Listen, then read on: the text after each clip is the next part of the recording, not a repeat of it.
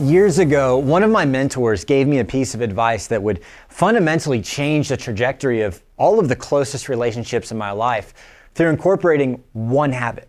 Essentially, the thinking goes like this.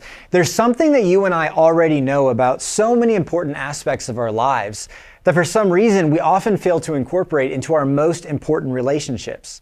And what we know is that anything that matters to us, we have to set aside intentional time for, or it's not going to matter for long.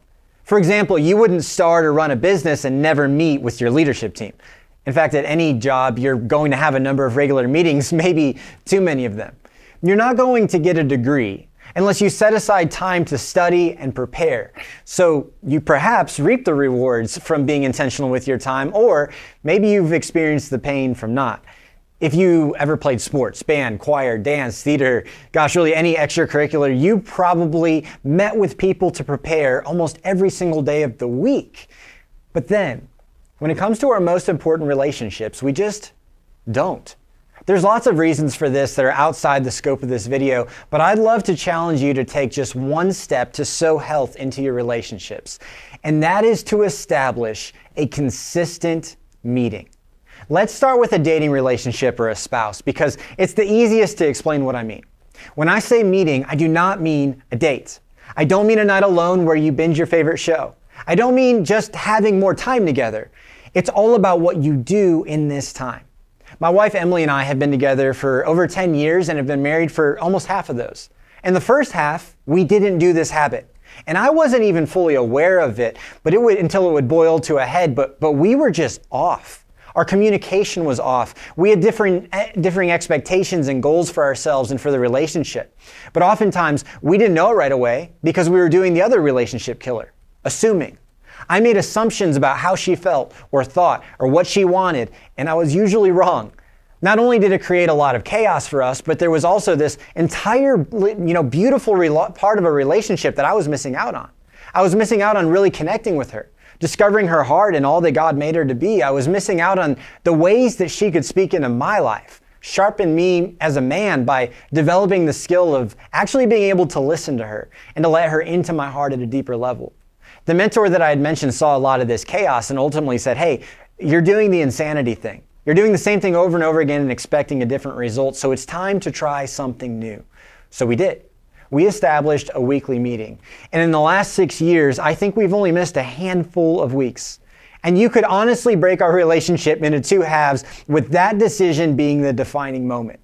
Here's what that time looks like for us practically. Right now, we meet on Mondays, and there's really two main parts. We have a list of things that we deem important to us, but that aren't always urgent, meaning that if we don't give them attention, they're going to build up until there's huge issues. So every single week, we take a look at our budget, for example. We talk about physical intimacy in our relationship. We talk about really practical things like our schedule coming up this week, and we always schedule a date night in there. Everybody's list is going to look a little different based on your stage of life, whether you're married or not married, have kids or don't, but there's going to be a list of staples that can't go long without your attention. And then in the second half of the meeting, we put the practical list aside and ask some really connective questions like, how are you right now? Really? We ask every week, maybe the most helpful question of our whole meeting, and that is, what was it like on the other side of me this week?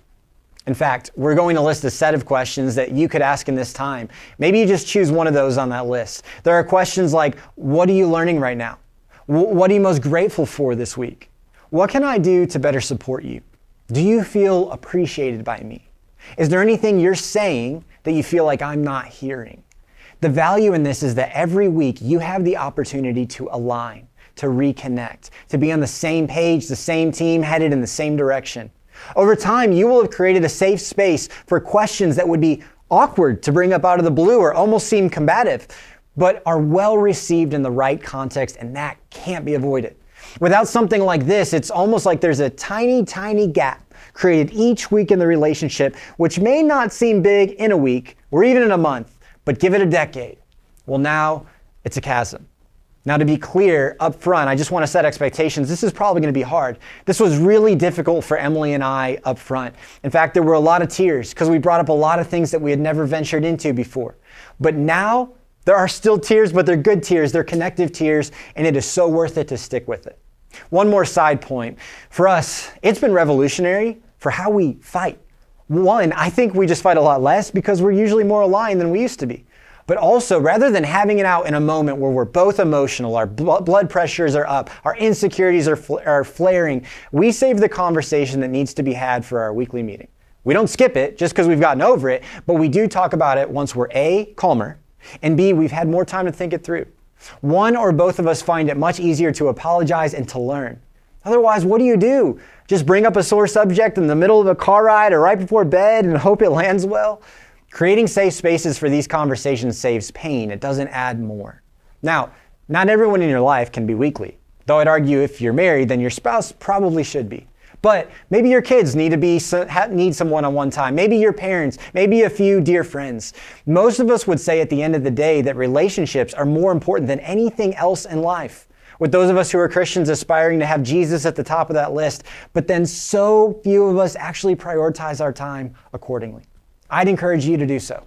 Try it out. Give it a test run, a fair shot. Adapt it however it works for you, but don't give up on being intentional in your relationships. You'll never regret it.